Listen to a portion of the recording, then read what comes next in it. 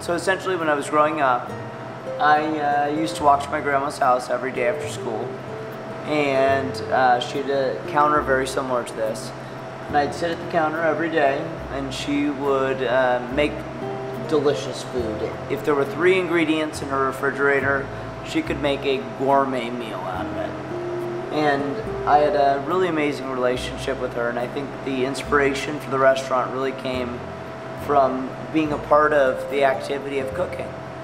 And she really facilitated me being in the kitchen and helping her and doing things like canning fruit and canning sauce and making things like tortilli and specialty Italian cookies and fudge.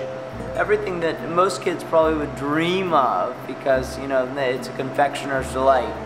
But I think I was exposed to it at a very young age, and it made me love the kitchen. And my mom was always one who, she didn't cook all the time, but she made the kitchen, you know, a loving, friendly place. So when I was about 4 years old, my mother came to me and she said, "Now Peter, tell me what you would love your mother to cook. What's your favorite thing I can make you for your birthday?" And I looked straight at her and I said, "Nana's cooking." And from that day forward, I think my mother never cooked for me again. No, realistically, she cooked all the time, but my inspiration for cooking definitely came from my grandma.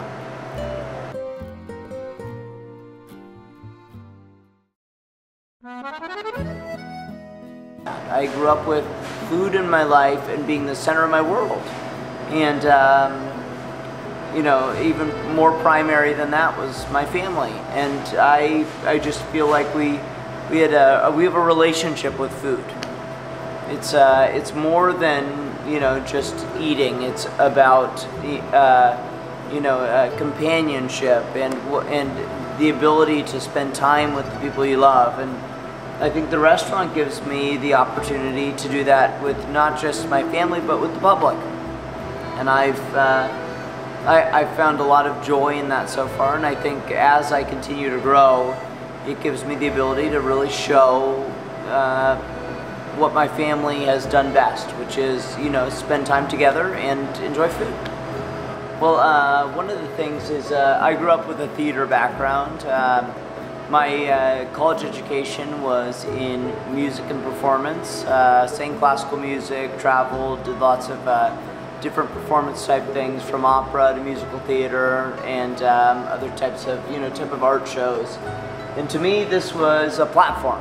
You know, I gave myself the opportunity to really perform in a kitchen environment. And I know I didn't really want to do music anymore, and it was basically like me getting the chance to perform my art in front of other people. Well, I took about 3 years to plan the business, and it was a labor of love, I'll tell you that much, because I knew initially the restaurant would take a very long time to make money. So the way I planned it was based on, you know, what a customer would want. When I walk into a place, more than anything, I want to feel at home. I want the place to feel like a neighborhood environment, so size was crucial. You know, how big did I want the space to be? And I knew I wanted it to be limited tables, limited bar, but everything would be able to focus on the kitchen.